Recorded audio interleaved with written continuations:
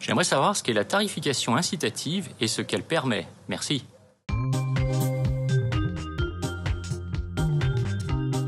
La loi de transition énergétique pour la croissance verte prévoit que d'ici 2025, 25 millions de Français bénéficieront de la tarification incitative.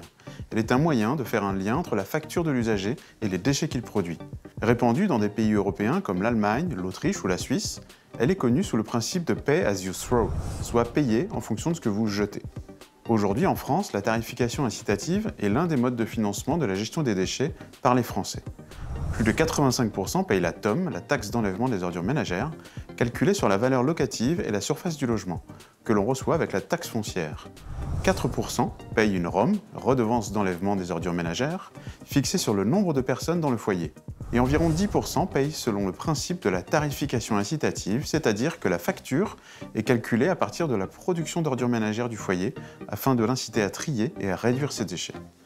Dans les territoires où la tarification incitative est en place, on observe que le tri progresse, soit plus de 30% d'emballage et de papier triés, et que les déchets résiduels baissent de 20 à 50% d'ordures ménagères. La tarification incitative constitue une motivation très concrète et directe. C'est donc un véritable levier pour réduire la production d'ordures ménagères résiduelles et faire progresser le tri.